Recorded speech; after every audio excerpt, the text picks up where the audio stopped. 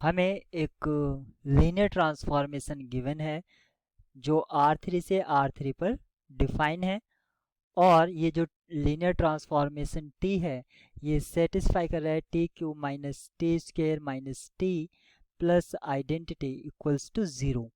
हमें बताना है, ऑप्शंस में देखते हैं invertible, diagonalizable, diagonalizable but not necessarily invertible.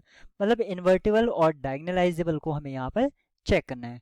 अगर यहाँ पर लीनियर ट्रांसफॉर्मेशन आपको पॉलिनोमियल फंक्शन में गिवन है तो आप इसको कॉमन लीजिए। तो मैं इसको लिख सकता हूँ, t कॉमन लिया मैंने, T square minus T minus identity equals to minus identity. ये वाला जो आइडेंटिटी था मैं इसको राइट साइड में ले आया हूँ। अब आप यहाँ से देखिए, जो आइडेंटिटी ट्रांसफॉर्मेशन होता है वो आपका इन्वर्टिबल होता है। आइडेंटिटी ट्रांसफॉर्मेशन आपका इन्वर्टिबल होता है, तो हमारी लेफ्ट हैंड साइड जो है ये भी आपकी इन्वर्टिबल हो गई है। अब यहाँ पर आप कंपोजिशन ऑफ फंक्शन देखिए, जैसे f ऑफ g। अगर f ऑफ g फंक्शन और लीनियर ट्रांसफॉर्मेशन सेम कंसेप्ट को फॉलो करते हैं इन्वर्टिबल के लिए या कंपोजिशन बिहेवियर के लिए। अगर ये इन्वर्टिबल कंपोजिशन है तो यहाँ पर जो इनर फंक्शन होता है, जैसे यहाँ पर g जिसको मैं बोल रहा हूँ, ये 1 1 होगा और आउटसाइड वाला आपका ऑन टू होगा।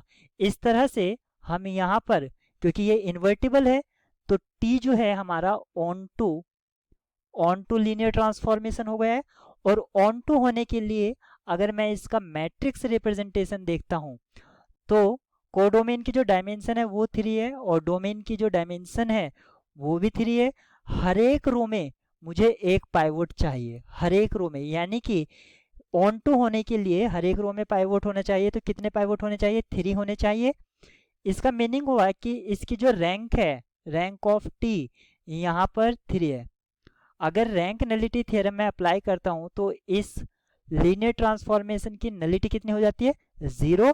नलिटी 0 है तो 1 1 हो गया लीनियर ट्रांसफॉर्मेशन, यानी कि जो टी है आपका ऑन टू भी है प्लस 1 1 भी है। इस तरह से ये इन्वर्टिबल है। तो जहां जहां नॉट इन्वर्टिबल कहा है वो ऑप्शंस आपके डिस्कार्ड हो जाते हैं। ऑप्शन सी डिस्कार्ड हो जाता है। T is invertible, option A में कहा गया है T is invertible but not necessarily diagonalisable. Option A में कहा है एज वेल एज डायगोनलाइजेबल, यानी कि हमारी जो चॉइस है वो ए या बी में से कुछ बनती हुई दिखाई दे रही है। अब हम इसकी डायगोनलाइजेबिलिटी चेक कर लेते हैं। इसकी डायगोनलाइजेबिलिटी चेक करने के लिए जो टी में पॉलिनोमियल है मैं उसको x के टर्म्स में लिख लेता हूँ। तो मैं इसको लिख सकता हूँ X cube minus X square minus X plus 1 equals to 0। अगर मैं फर्स्ट टू टर्म से एक्स स्क्वेयर कॉमन लेता हूँ तो मुझे क्या मिलेगा? x माइनस 1, और फिर मैं माइनस 1 कॉमन लेता हूँ तो x माइनस 1 इक्वल्स टू 0। यहाँ से x माइनस 1 और एक्स स्क्वेयर माइनस 1, ये जो यहाँ पर पॉलिनोमियल है इसको t एनिलेट कर रहा है, t इसको एनिलेट कर रहा है, यानी कि इसको मैं एक एनिलेटिंग पॉलिनोमियल कह सकता हूँ। और हम जानते हैं कि जो मिनिमल पॉलिनोमियल होगा, मान लो इसका मैट्रिक्स रिप्रेजेंटेशन को मैं a से रिप्रेजेंट करता हूँ, तो जो मिनिमल पॉलिनोमियल होगा वो इस एनिलेटिंग पॉलिनोमियल जिसको मैंने कॉल किया px, इसको डिवाइड करेगा। अगर तो मिनिमल पॉलिनोमियल जो है हमारे पास दो पॉसिबिलिटी हैं, क्योंकि मिनिमल पॉलिनोमियल और एनिलेटिंग पॉलिनोमियल के रूट्स जो होते हैं या कैरेक्टरिस्टिक इक्वेशन के जो रूट्स होते हैं और मिनिमल पॉलिनोमियल के जो रूट्स होते हैं वो सेम होते हैं। यहाँ पर हमारे पास क्या क्या कॉम्बिनेशन बन रहा है? x माइनस 1 एक्स प्लस 1, क्या तो ये हो सकता है x minus 1 whole square X plus 1, या हाँ हमारे पास यही दो केस बन रहे हैं। अब आप यहाँ पर देखिए मिनिमल पॉलिनोमियल डायगोनलाइजेबल कब होगा? जब उसके जो रूट्स हैं वो लीनियर हों या डिस्टिंक्ट हों।